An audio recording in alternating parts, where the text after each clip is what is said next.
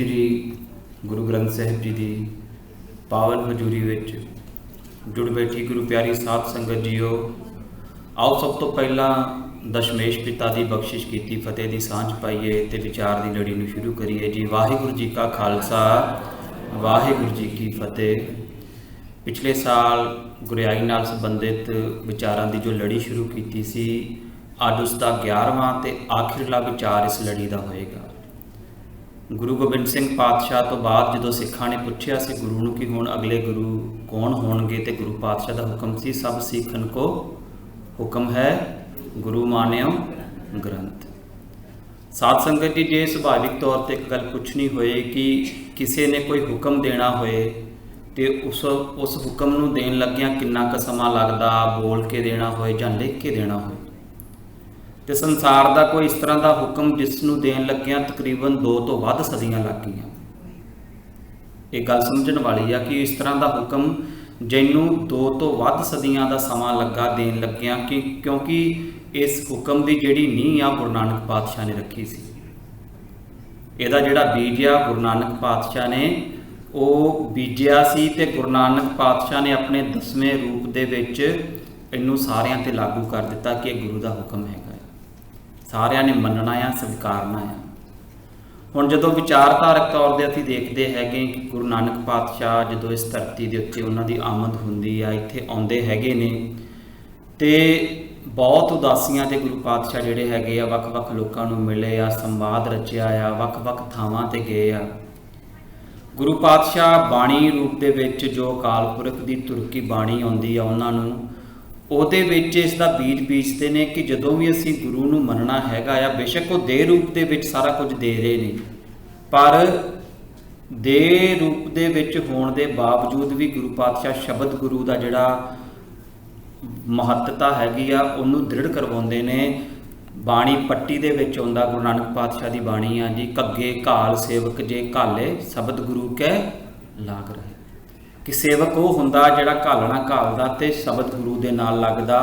असी सेवा करते हैं, गुरु घर दे विच आउणे आ जिथे जोड़ियां दी सेवा की जाती आ, लंगर हाल दे विच प्रशादे पकाए जाते ने, संगत लई लंगर तैयार किया जाता हैगा। वख-वख तरह की जिहड़ी सेवा आ वो सिख करदा, एक मन की सेवा भी हैगी है। जिवें असी बाहरी तौर के उत्ते बर्तन धोंदे आ, उन्हां नूं साफ करते हैं, इस तरह जिहड़ा साडा शरीर रूपी भांडा साध संगत असी इसनूं भी मांजना हैगा। ये भी सेवा हैगी आ ते वो मांजन दे लई गुरु पातशाह कहंदे तरीका किहड़ा हैगा वो शब्द गुरु दा है। हुण इत्थे गुरु पातशाह ने ये नहीं कहा कि तुसीं मेरी देह दे नाल मांजना, शब्द दे नाल मांजना। ते जदों सिद्ध गोष्ठ बाणी दे विच जिस बाणी दे विच सिद्धां दे सवाल ते गुरु पातशाह दे उत्तर हैगे ने, जदों सिद्ध पुछदे ने गुरु नानक पातशाह नूं तेरा कवन गुरु जिसका तू चेला, तुहाडा गुरु कौन हैगा ते तुसीं किहदी मत नूं धारण कीता हैगा आ। ते गुरु पातशाह दा उत्थे जवाब सी शब्द गुरु सुरत धुन चेला, कि मेरा जिहड़ा गुरु आ वो वाहिगुरू शब्द रूप दे विच जिहड़ा सारी थां विद्यमान हैगा आ, सारी थां रमिया होया आ, वो गुरु हैगा। ते अपनी सुरत नूं शब्द दे विच जोड़ के कहण तो भाव असीं दे करके साध संगत गुरु की शरण च बैठे हाँ, ये नाल साडी सुरत साडा मन भी इत्थे हाजिर होना चाहिए है। ये बहुत ज़्यादा जरूरी है। गुरु नानक पातशाह की वो साखी जिहड़ी जिथे अंतरयामता गुरुद्वारा साहब बनया हो गया, जदों काजी ने गुरु पातशाह नूं नमाज देण दी जिहड़ी आ वो गुजारिश कीती सी ते गुरु पातशाह उत्थे जांदे ने पर नमाज नहीं गुजारते। तो साखी असीं सारे जानते हैं, जदों गुरु पातशाह कहंदे तू नमाज सिर्फ दे करके गुजारी आ, मन करके नहीं गुजारी, इस करके मैं तेरा जिहड़ा साथ सी वो नहीं दिता। कि जिथे असी देह रूप दे विच गुरु घर दे विच हाज़र होना आ, उत्थे साडी सुरत साडा मन भी टिक के बैठना चाहिए आ। ते जदों गुरु नानक पातशाह उदासियां ते ने बड़ियां थावां ते गए गुरु पातशाह नूं भाई मरदाना नाल हुंदे ने, ते जिथे भी जांदे ने गुरु पातशाह ने एक हुक्म किया सी भाई मरदाना नूं कि कोई भी दुनियावी वस्त जिहड़ी है ना वो एक नाल नहीं चुक के लैके जानी, कोई तन होए पदार्थ होए आपां कुछ नहीं इकट्ठा करना। पर गुरु पातशाह ने एक चीज़ एकत्र की सी उस थां दे उत्तों, वो सी गुरबाणी। जिथे गुरु पातशाह ने आप बाणी उचारी उत्थे जिथे भी गए जिन्हां दी विचारधारा गुरु पातशाह दे नाल मिलदी सी उन्हां दी बाणी भी नाल एकत्र की गुरु जी ने। ਉਹ ਬਾਣੀ ਇਕੱਤਰ ਕਰਕੇ ਤੇ ਜਦੋਂ ਫਿਰ ਗੁਰਿਆਈ ਦੀ ਬਖਸ਼ਿਸ਼ ਜਿਹੜੀ ਹੈਗੀ ਆ ਉਹ ਭਾਈ ਲਹਿਣਾ ਜੀ ਨੂੰ ਕੀਤੀ, ਉੱਥੇ ਸਿਰਫ ਉਹਨਾਂ ਨੂੰ ਇੱਕ ਚੀਜ਼ ਮਿਲਦੀ ਆ, ਗੁਰੂ ਨਾਨਕ ਪਾਤਸ਼ਾਹ ਦੀ ਗੁਰਬਾਣੀ ਦੀ ਪੋਥੀ, ਜਿਹਦੇ ਵਿੱਚ ਉਹਨਾਂ ਨੇ ਆਪਣੀ ਬਾਣੀ ਤੇ ਦੂਜੇ ਵੀ ਜਿੰਨਾ ਭਗਤ ਸਾਹਿਬਾਨ ਦੀ ਬਾਣੀ ਇਕੱਤਰ ਕੀਤੀ ਹੋਏਗੀ ਉਹ ਉਹਨਾਂ ਦੇ ਭੇਟ ਕਰ ਦਿੱਤੀ ਭਾਈ ਲਹਿਣਾ ਤੇ ਗੁਰੂ ਅੰਗਦ ਦੇਵ ਪਾਤਸ਼ਾਹ ਦੇ। ਹੁਣ ਸਿੱਖੀ ਦੇ ਵਿੱਚ ਜਦੋਂ ਗੁਰੂ ਪਾਤਸ਼ਾਹ ਦੀਆਂ ਟਕਸਾਲਾਂ ਕਰਤਾਰਪੁਰ ਸਾਹਿਬ, ਗੋਇੰਦਵਾਲ ਸਾਹਿਬ ਇਹ ਸਥਾਪਿਤ ਹੁੰਦੀਆਂ ਨੇ ਤੇ ਉੱਥੇ ਇੱਕ ਬਹੁਤ ਵੱਡੀ ਸੇਵਾ ਚੱਲਦੀ ਹੁੰਦੀ ਸੀ ਬਾਣੀ ਪੋਥੀਆਂ ਨੂੰ ਲਿਖਣ ਦੀ। ਪਹਿਲਾਂ ਵੀ ਆਪ ਜੀ ਦੇ ਨਾਲ ਇਹ ਬੇਨਤੀ ਵਿਚਾਰ ਸਾਂਝਾ ਕੀਤਾ ਹੈਗਾ ਕਿ ਜਿੱਥੇ ਸਿੱਖ ਵੱਖ-ਵੱਖ ਸੇਵਾ ਕਰਦੇ ਹੁੰਦੇ ਸਨ, ਉੱਥੇ ਬਾਣੀ ਨੂੰ ਲਿਖਣ ਦੀ ਸੇਵਾ ਬੜੀ ਵੱਡੀ ਮਹਾਨ ਹੁੰਦੀ ਸੀ ਤੇ ਸਾਧ ਸੰਗਤ ਤੇ ਬੜੀ ਔਖੀ ਸੇਵਾ ਸੀ, ਕੋਈ ਸੌਖੀ ਨਹੀਂ ਸੀ ਹੈਗੀ। ਕਿਉਂਕਿ ਅੱਜ ਤੇ ਸਾਡੇ ਕੋਲ ਟੈਕਨੋਲੋਜੀ ਦੇ ਯੁੱਗ 'ਚ ਬੈਠੇ ਹੈਗੇ, ਸੌਫਟ ਕਾਪੀ ਸਾਰਾ ਕੁਝ ਤਿਆਰ ਹੈਗਾ, ਪਰ ਉਹਨਾਂ ਦਿਨਾਂ ਦੇ ਵਿੱਚ ਕਾਗਜ਼ ਵੀ ਹੱਥੀਂ ਤਿਆਰ ਕਰਨਾ ਪੈਂਦਾ ਸੀ, ਸਿਆਹੀ ਵੀ ਹੱਥੀਂ ਤਿਆਰ ਕਰਨੀ ਪੈਂਦੀ ਸੀ ਤੇ ਬਾਣੀ ਨੂੰ ਜਦੋਂ ਕਾਗਜ਼ਾਂ ਦੇ ਉੱਪਰ ਲਿਖਿਆ ਜਾਂਦਾ ਸੀ ਫਿਰ ਸੁਕਾਇਆ ਜਾਂਦਾ ਸੀ ਉਹਨਾਂ ਨੂੰ। ਅਸੀਂ ਜਦੋਂ ਪੁਰਾਤਨ ਸਰੂਪ ਦੇਖਦੇ ਹੈਗੇ ਆ, ਉਹਦੇ ਵਿੱਚ ਸਾਖੀਆਂ ਦੇਖਦੇ ਹੈਗੇ ਆ, ਉਹਨਾਂ ਨੇ ਸਿਆਹੀ ਕੀ ਵਿਧੀ ਲਿਖੀ ਹੁੰਦੀ ਸੀ ਪਿੱਛੇ ਕਿ ਸਿਆਹੀ ਕਿਸ ਤਰ੍ਹਾਂ ਤਿਆਰ ਕੀਤੀ ਗਈ ਆ ਜਿਹੜੀ ਇਸ ਲਿਖਤ ਦੇ ਵਿੱਚ ਅਸੀਂ ਵਰਤੀ ਹੈਗੀ। ਤੇ ਉਹ ਸਾਰਾ ਜਿਹੜੀ ਇਹ ਵੱਡੀ ਸੇਵਾ ਹੁੰਦੀ ਸੀ, ਇਹਨੂੰ ਗੁਰੂ ਪਾਤਸ਼ਾਹ ਨੇ ਬਾਣੀ ਦੇ ਵਿੱਚ ਵੀ ਉਹਨਾਂ ਸਿੱਖਾਂ ਨੂੰ ਮਹਾਨ ਦੱਸਿਆ ਹੈਗਾ ਆ ਜਿਹੜੇ ਬਾਣੀ ਪੋਥੀਆਂ ਆਪਣੇ ਹੱਥਾਂ ਨਾਲ ਲਿਖਦੇ ਸੀ। ਗੁਰੂ ਪਾਤਸ਼ਾਹ ਦਾ ਬਚਨ ਆ ਜੀ, ਤੇ ਹਸਤ ਪੁਨੀਤ ਪਵਿੱਤਰ ਹੈ ਮੇਰੀ ਜਿੰਦੜੀਏ, ਜੋ ਹਰ ਜਸ ਹਰ ਹਰ ਲੇਖੇ ਰਾਮ। ਉਹ ਹਸਤ ਜਿਹੜੇ ਨੇ ਉਹ ਪਵਿੱਤਰ ਨੇ, ਜਿਹੜੇ ਗੁਰੂ ਦੀ ਬਾਣੀ ਨੂੰ ਲਿਖਦੇ ਨੇ। ਇਹ ਸੇਵਾ ਫਿਰ ਬਾਣੀ ਦੀਆਂ ਪੋਥੀਆਂ ਤਿਆਰ ਕਰਕੇ ਗੁਰਸਿੱਖਾਂ ਨੂੰ ਜਿੱਥੋਂ ਜਿੱਥੋਂ ਦੀ ਵੀ ਸੰਗਤ ਗੁਰੂ ਘਰ ਦੇ ਵਿੱਚ ਆਉਂਦੀ ਹੁੰਦੀ ਸੀ ਉਹਨੂੰ ਦਿੱਤੇ ਜਾਂਦੀ ਸੀ ਉਹ ਬਾਣੀ ਦੀ ਪੋਥੀ। ਹੁਣ ਗੁਰੂ ਪਾਤਸ਼ਾਹ ਜਿੱਥੇ ਦੇਹੀ ਰੂਪ 'ਚ ਬੈਠੇ ਨੇ ਪਰ ਜੋੜ ਕੇ ਦੇ ਨਾਲ ਰਹੇ ਨੇ ਬਾਣੀ ਦੇ ਨਾਲ, ਇਹ ਸ਼ਬਦ ਗੁਰੂ ਦੇ ਹੁਕਮ ਦੀ ਜਿਹੜੀ ਆ ਉਹ ਤਿਆਰੀ ਚੱਲ ਰਹੀ ਹੈਗੀ ਆ। ਤੇ ਗੁਰਬਾਣੀ ਦੇ ਵਿੱਚ ਫਿਰ ਅੱਗੇ ਗੁਰੂ ਰਾਮਦਾਸ ਪਾਤਸ਼ਾਹ ਦਾ ਬਚਨ ਵੀ ਆ ਜੀ, ਬਾਣੀ ਗੁਰੂ ਗੁਰੂ ਹੈ, ਬਾਣੀ ਵਿੱਚ ਬਾਣੀ ਅੰਮ੍ਰਿਤ ਸਾਰੇ। ਕਈ ਵਾਰੀ ਕਈ ਪ੍ਰਸ਼ਨ ਪੁੱਛ ਲੈਂਦੇ ਆ ਕਿ ਜੇ ਅੱਜ ਸਿੱਖ ਕਹਿੰਦਾ ਕਿ ਸ਼ਬਦ ਗੁਰੂ ਸਭ ਤੋਂ ਸਰਵ ਉੱਚ ਆ, ਸ਼ਬਦ ਗੁਰੂ ਦੇ ਲੜ ਲੱਗਣਾ ਚਾਹੀਦਾ ਆ, ਤੇ ਜਦੋਂ ਗੁਰੂ ਪਾਤਸ਼ਾਹ ਦੇ ਰੂਪ ਦੇ ਵਿੱਚ ਇਸ ਸੰਸਾਰ ਤੇ ਸੀ ਉਦੋਂ ਤੁਸੀਂ ਕੀ ਕੀਤਾ? ਇਹਦੇ ਵਿੱਚ ਕੋਈ ਸ਼ੱਕ ਨਹੀਂ, ਸਿੱਖਾਂ ਨੇ ਗੁਰੂ ਪਾਤਸ਼ਾਹ ਦੀ ਦੇਹ ਦਾ ਵੀ ਸਤਿਕਾਰ ਕੀਤਾ ਹੈਗਾ। ਗੁਰੂ ਪਾਤਸ਼ਾਹ ਉਹਨਾਂ ਲਈ ਬੜੇ ਸਤਿਕਾਰਯੋਗ ਪੂਜਣਯੋਗ ਦੇਹ ਰੂਪ ਦੇ ਵਿੱਚ ਵੀ ਸਨ। ਪਰ ਗੱਲ ਸਮਝਣ ਵਾਲੀ ਆ, ਜਦੋਂ ਗੁਰੂ ਪਾਤਸ਼ਾਹ ਸੰਸਾਰ 'ਚ ਸਨ ਉਹਨਾਂ ਨੇ ਸਿੱਖਾਂ ਨੂੰ ਕਿਸ ਦੇ ਲੜ ਲਾਇਆ? ਉਹਨਾਂ ਨੇ ਕਿਤੇ ਇਹਨੇ ਆਪਣੇ ਦੇਹ ਨੂੰ ਪ੍ਰਮੋਟ ਨਹੀਂ ਕੀਤਾ, ਉਹਨਾਂ ਨੇ ਸ਼ਬਦ ਗੁਰੂ ਨੂੰ ਪ੍ਰਮੋਟ ਕੀਤਾ, ਉਹਨਾਂ ਨੇ ਬਾਣੀ ਨੂੰ ਪ੍ਰਮੋਟ ਕੀਤਾ ਹੈਗਾ। ਇਹ ਸਾਨੂੰ ਸਭ ਤੋਂ ਵੱਡੀ ਚੀਜ਼ ਜਿਹੜੀ ਸਾਨੂੰ ਸਮਝਣ ਦੀ ਲੋੜ ਹੈਗੀ ਆ ਕਿ ਗੁਰੂ ਨੂੰ ਪਤਾ ਹੈਗਾ ਕਿ ਇਸ ਮਨੁੱਖ ਨੂੰ ਧਰਤੀ ਤੇ ਵਸਦੇ ਜੀਵ ਨੂੰ ਗੁਰੂ ਦੀ ਲੋੜ ਆ, ਤੇ ਇਹ ਲੋੜ ਜਿਹੜੀ ਆ ਇਹ ਸਦੀਵੀ ਲੋੜ ਆ। ਇਹ ਕਿਸੇ ਇੱਕ ਕਾਲ ਦੀ ਜਾਂ ਕੋਈ 10 ਸਾਲ ਦੀ ਜਾਂ 20 ਸਾਲ ਦੀ ਜਾਂ 50 ਸਾਲ ਦੀ ਲੋੜ ਨਹੀਂ ਹੈਗੀ। ਜਦੋਂ ਤੱਕ ਇਹ ਸੰਸਾਰ ਰਹੇਗਾ ਸਾਧ ਸੰਗਤ, ਉਦੋਂ ਤੱਕ ਸਾਨੂੰ ਗੁਰੂ ਦੀ ਲੋੜ ਰਹੇਗੀ। ਪਰ ਉਸ ਦੇ ਨਾਲ ਇੱਕ ਦੁਬਿਧਾ ਵੀ ਹੈਗੀ ਆ ਕਿ ਕੱਲਾ ਸ਼ਬਦ ਗੁਰੂ ਵਰਤਨ ਦੇ ਨਾਲ ਕੋਈ ਗੁਰੂ ਦੀ ਪਦਵੀ ਨੂੰ ਪ੍ਰਾਪਤ ਨਹੀਂ ਕਰ ਸਕਦਾ। ਗੁਰੂ ਪਾਤਸ਼ਾਹ ਦਾ ਵੀ ਉਸ ਸਮੇਂ ਬੜੇ ਵਚਨ ਹੈਗੇ ਨੇ ਜਿੱਥੇ ਉਹ ਝੂਠੇ ਗੁਰੂਆਂ ਦੀ ਗੱਲ ਕਰਦੇ ਨੇ। ਗੁਰੂ ਜਿਨ੍ਹਾਂ ਕਾ ਅੰਧਲਾ ਸਿੱਖ ਵੀ ਅੰਧੇ ਕਰਮ ਕਰੇ, ਕਿ ਜੇ ਰਾਹ ਦੱਸਣ ਵਾਲਾ ਆਪ ਅੰਨਾ ਹੋਏ ਨਾ, ਉਹ ਕਿਸੇ ਦੂਸਰੇ ਨੂੰ ਰਸਤਾ ਨਹੀਂ ਦੱਸ ਸਕਦਾ। ਉਹ ਜੇ ਉਹਦੀ ਸਿੱਖਿਆ ਤੇ ਉਹਦੇ ਚੇਲੇ ਚੱਲਣਗੇ, ਉਹ ਆਪ ਡੁੱਬੇਗਾ ਤੇ ਦੂਜਿਆਂ ਨੂੰ ਲੈ ਕੇ ਡੁੱਬੇਗਾ। ਇਸ ਲਈ ਗੁਰੂ ਪਾਤਸ਼ਾਹ ਨੇ ਇਹ ਜਿਹੜਾ ਵਰਤਾਰਾ ਵਰਤਿਆ ਹੈਗਾ ਆ 200-250 ਸਾਲ ਦੇ ਵਿੱਚ, ਇਹ ਸਿੱਖਾਂ ਨੂੰ ਦ੍ਰਿੜ ਕਰਵਾਇਆ ਕਿ ਗੁਰੂ ਬਹੁਤ ਜ਼ਰੂਰੀ ਆ। ਪੂਰੀ ਮਾਨਵਤਾ ਨੂੰ ਵੀ ਦੱਸਿਆ, ਪਰ ਉਹ ਗੁਰੂ ਜਿਹੜਾ ਹੈਗਾ ਆ ਉਹ ਸ਼ਬਦ ਰੂਪ ਦੇ ਵਿੱਚ ਜਿਹੜਾ ਚਿਰਨਕਾਲੀ ਹੋ ਜਾਂਦਾ ਹੈ। ਗੁਰੂ ਪਾਤਸ਼ਾਹ ਇਸ ਧਰਤੀ ਤੇ ਆਏ ਪਰ ਕਦੀ ਗਏ ਨਹੀਂ, ਇਹ ਬਹੁਤ ਵੱਡੀ ਗੱਲ ਹੈ। ਗੁਰੂ ਨਾਨਕ ਪਾਤਸ਼ਾਹ, ਅਸੀਂ ਜਦੋਂ ਕਹਿੰਦੇ ਆ ਨਾ 10 ਪਾਤਸ਼ਾਹੀਆਂ ਦੀ ਜੋਤ ਗੁਰੂ ਦੀ ਹਜ਼ੂਰੀ 'ਚ ਗੁਰੂ ਪਿਆਰੀ ਸਾਧ ਸੰਗਤ ਬੈਠੀ ਹੋਈ ਆ, ਗੁਰੂ ਦੀ ਹਜ਼ੂਰੀ ਆ, ਗੁਰੂ ਹਮੇਸ਼ਾ ਵਿਦਮਾਨ ਆ। ਇਹ ਚੀਜ਼ ਨੂੰ, ਇਸ ਅਹਿਸਾਸ ਨੂੰ ਹਮੇਸ਼ਾ ਆਪਣੇ ਮਨ ਅੰਦਰ ਵਸਾ ਕੇ ਰੱਖਣਾ। ਫਿਰ ਜਦੋਂ ਗੁਰੂ ਅਰਜਨ ਦੇਵ ਪਾਤਸ਼ਾਹ ਦਾ ਸਮਾਂ ਆ ਜਾਂਦਾ ਸਾਧ ਸੰਗਤ, ਗੁਰੂ ਪਾਤਸ਼ਾਹ ਪਹਿਲਾ ਸਰੂਪ ਤਿਆਰ ਕਰਦੇ ਨੇ ਸ਼੍ਰੀ ਗੁਰੂ ਗ੍ਰੰਥ ਸਾਹਿਬ ਜੀ ਦਾ, ਜਿਹਨੂੰ ਆਦਿ ਪੀੜ ਆਪਾਂ ਕਹਿ ਲੈਂਦੇ ਹੈਗੇ ਆ। ਤੇ ਉਸ ਤੋਂ ਬਾਅਦ ਜਿਹੜਾ ਭਾਈ ਗੁਰਦਾਸ ਜੀ ਨੇ ਸਰੂਪ ਤਿਆਰ ਕੀਤਾ, ਤੇ ਬਾਅਦ ਵਿੱਚ ਗੁਰੂ ਗੋਬਿੰਦ ਸਿੰਘ ਪਾਤਸ਼ਾਹ ਨੇ ਗੁਰੂ ਤੇਗ ਬਹਾਦਰ ਪਾਤਸ਼ਾਹ ਦੀ ਬਾਣੀ ਜਿਹੜੀ ਆ ਅਗਲੇ ਸਰੂਪ ਦੇ ਵਿੱਚ ਦਰਜ ਕਰਾਈ, ਜਿਹਨੂੰ ਦਮਦਮੀ ਸਰੂਪ ਆਪਾਂ ਅੱਜ ਕਹਿੰਦੇ ਹੈਗੇ ਆ। ਹੁਣ 1604 ਤੋਂ ਲੈ ਕੇ 1705-6 ਤੱਕ ਦਾ ਜਿਹੜਾ ਸਮਾਂ ਹੈਗਾ ਆ, ਇਸ ਸਮੇਂ ਦੇ ਵਿੱਚ ਗੁਰੂ ਪਾਤਸ਼ਾਹ ਨੇ ਸ਼੍ਰੀ ਗੁਰੂ ਗ੍ਰੰਥ ਸਾਹਿਬ ਜੀ ਦੇ ਨਾਲ ਸੰਬੰਧਿਤ ਜਿਹੜੀ ਰਹਿਤ ਆ ਉਹਨੂੰ ਦ੍ਰਿੜ ਕਰਵਾਇਆ ਕਿ ਸ੍ਰੀ ਗੁਰੂ ਗ੍ਰੰਥ ਸਾਹਿਬ ਜੀ ਦਾ ਸ਼ਬਦ ਗੁਰੂ ਦਾ ਸਤਿਕਾਰ ਕਿਸ ਤਰ੍ਹਾਂ ਕਰਨਾ ਹੈਗਾ ਆ, ਚੰਦੋਵਾ ਤਾਣਿਆ ਰੁਮਾਲੇ ਸਾਹਿਬ ਦੇ ਨਾਲ। ਕਿਉਂਕਿ ਜਦੋਂ ਗੁਰੂ ਗੋਬਿੰਦ ਸਿੰਘ ਪਾਤਸ਼ਾਹ ਨੇ ਸਿੱਖਾਂ ਨੂੰ ਇਹ ਹੁਕਮ ਕੀਤਾ ਸੀ ਗੁਰੂ ਮਾਨਿਓ ਗ੍ਰੰਥ, ਉਦੋਂ ਤੱਕ ਜਿਹੜੇ ਸਿੱਖ ਨੇ ਸ੍ਰੀ ਗੁਰੂ ਗ੍ਰੰਥ ਸਾਹਿਬ ਜੀ ਦੀ ਜਿਹੜੀ ਰਹਿਤ ਆ, ਮਰਿਆਦਾ ਆ, ਉਹਦੇ ਤੋਂ ਬਿਲਕੁਲ ਜਾਣੂ ਹੋ ਚੁੱਕੇ ਸਨ। ਉਹਨਾਂ ਦੇ ਮਨ ਦੇ ਵਿੱਚ ਦ੍ਰਿੜ ਹੋ ਚੁੱਕੀ ਹੈ।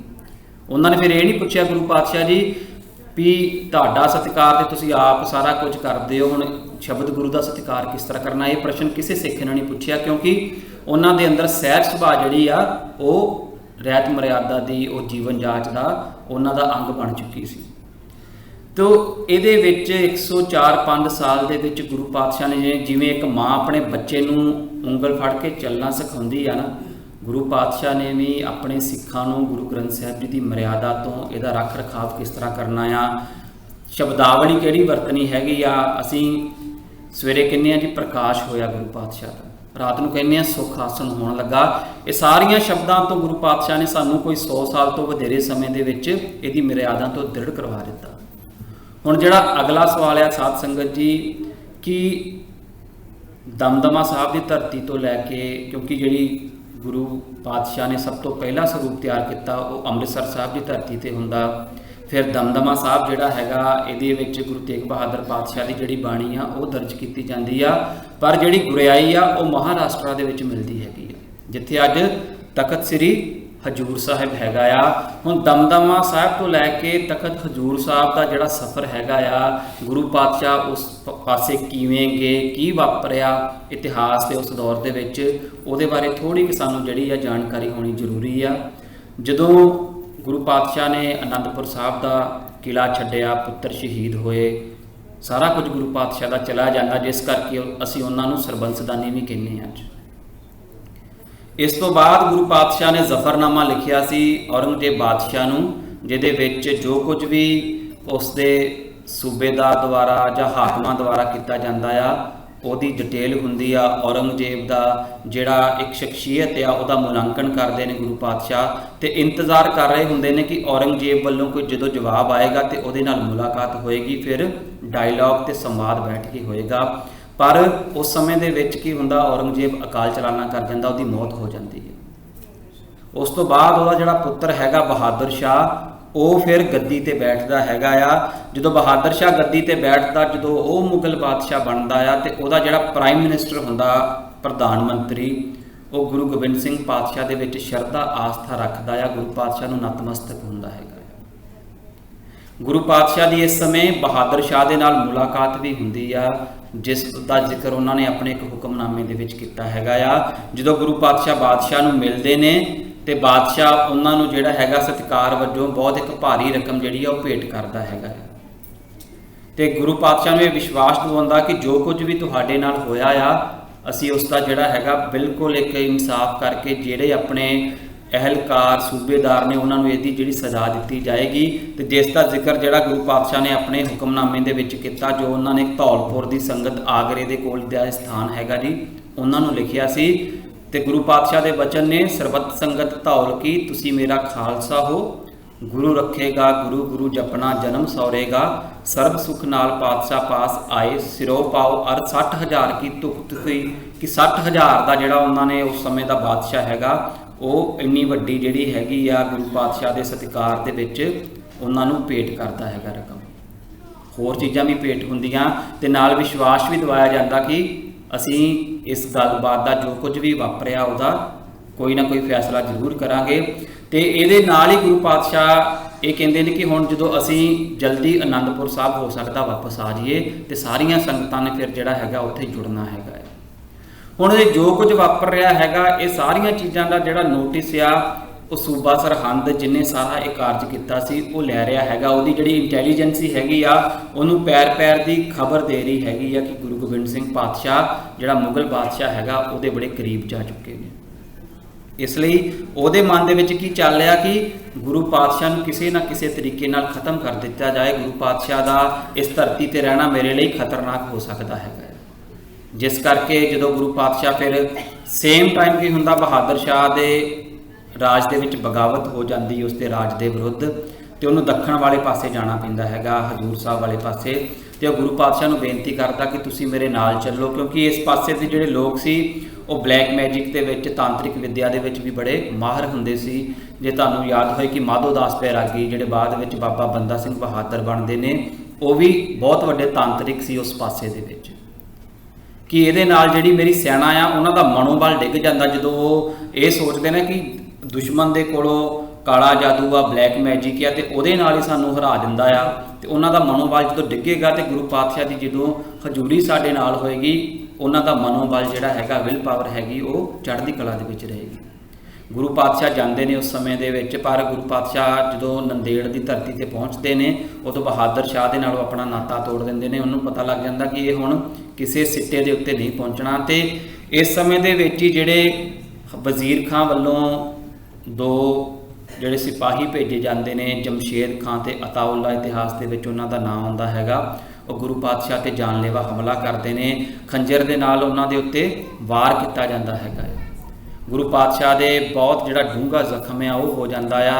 तो उस समय के उत्ते जिहड़ा फिर बहादुर शाह नूं जदों पता लगता आ, वो फिर एक ब्रिटिश डॉक्टर हैगा सी अंग्रेज, जिसनों वो भेजते हैं तो जिहड़ा गुरु गोबिंद सिंह पातशाह के स्टिच जिहड़े टांके आ वो लगा के आउंदा हैगा।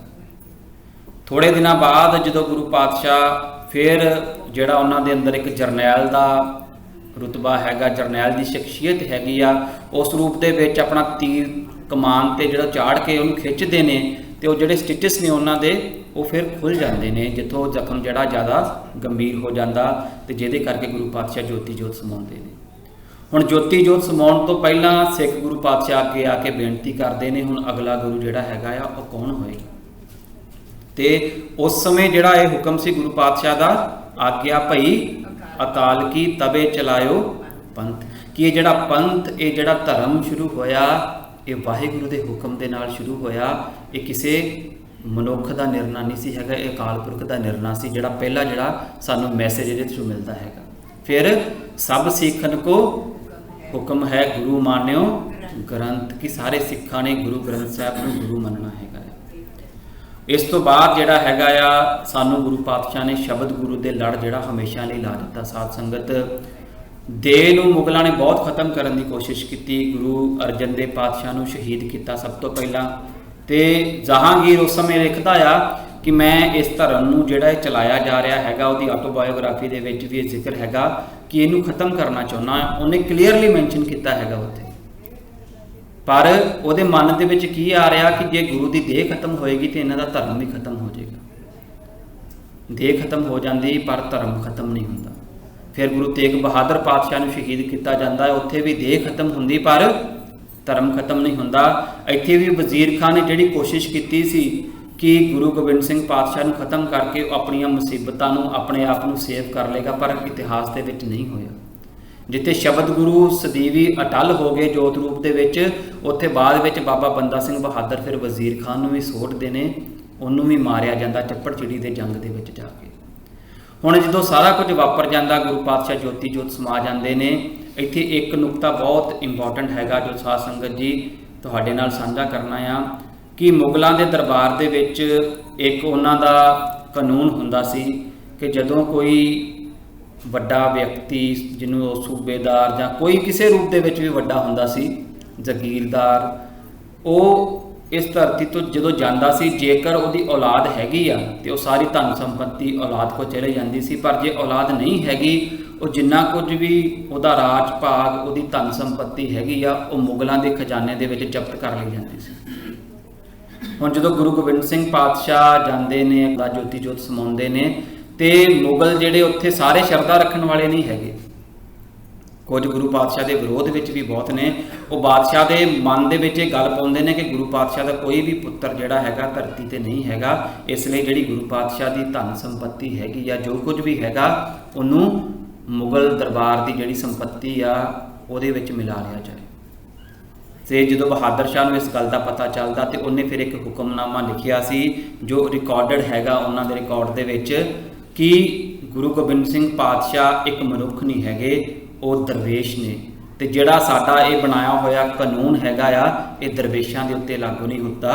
ਮਾਲੇ ਦਰਵੇਸ਼ਾਂ ਕਰਕੇ ਜਿਹੜਾ ਪਰਸ਼ੀਅਨ ਦਾ ਸ਼ਬਦ ਹੈਗਾ ਉਸ ਹੁਕਮਨਾਮੇ ਦੇ ਵਿੱਚ ਜਿਹੜਾ ਬਹਾਦਰ ਸ਼ਾਹ ਨੇ ਲਿਖਿਆ ਸੀ ਕਿ ਇਹ ਦਰਵੇਸ਼ ਦਾ ਮਾਲ ਹੈਗਾ, ਇਹ ਦਰਵੇਸ਼ ਦੀ ਬਿਲੋਂਗਿੰਗਸ ਹੈਗੀ ਆ। ਸੋ ਇਹ ਜਿਹੜੀ ਆ ਗੁਰੂ ਗੋਬਿੰਦ ਸਿੰਘ ਪਾਤਸ਼ਾਹ ਦੀ ਸੰਪत्ति ਇਹ ਮੁਗਲਾਂ ਦੇ ਖਜ਼ਾਨੇ 'ਚ ਨਹੀਂ ਸ਼ਾਮਲ ਕੀਤੀ ਜਾਏਗੀ।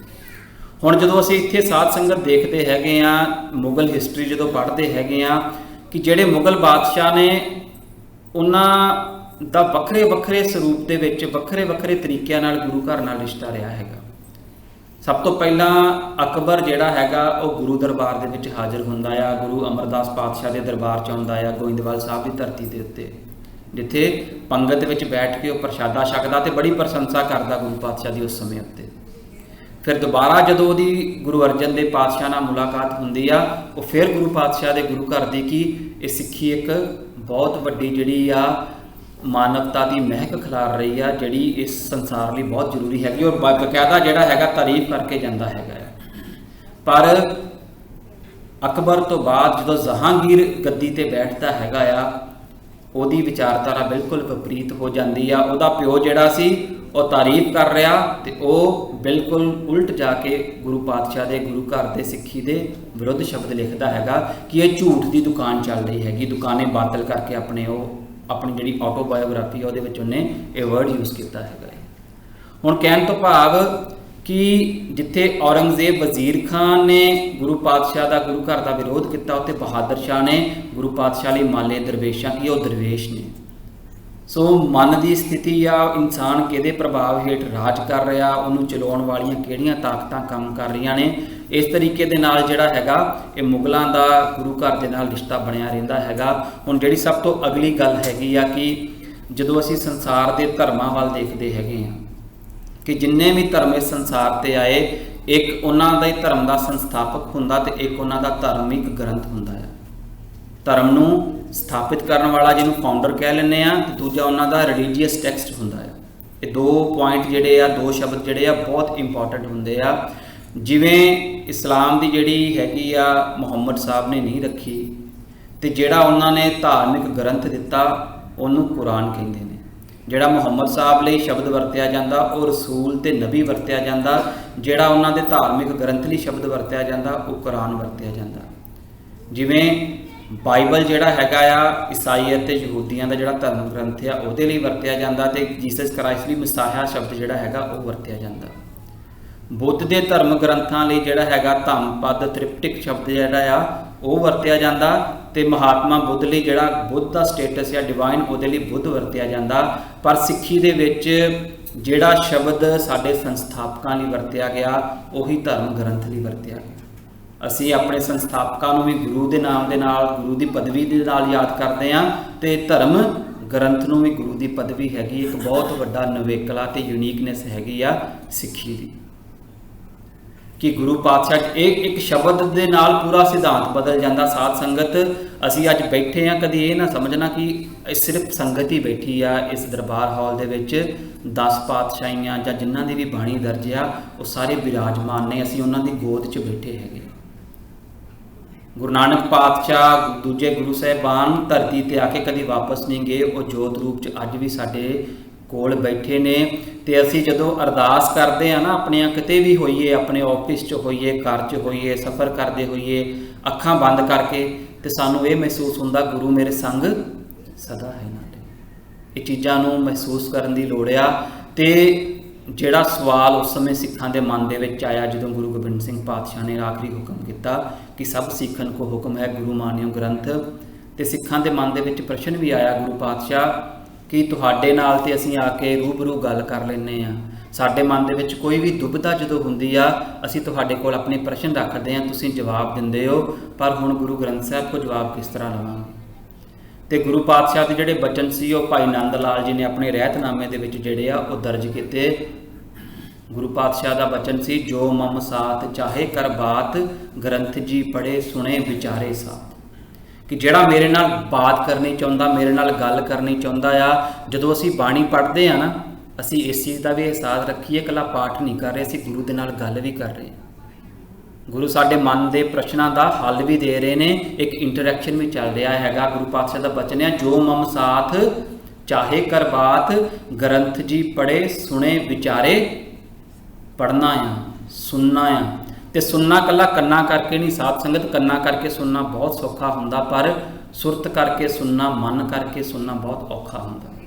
मन बार बार भजदा साडा, खास करके जो असीं बाणी पढ़नी शुरू करिए ना, गुटका साहब हथ चाए या चौंकड़ी मार के बैठ के बाणी पढ़नी शुरू करिए, तो मन उस वेले साडे नाल टुट जाता है। उस समय बाणी पढ़दे ये ज़्यादा विचार चलने शुरू हो जाते हैं।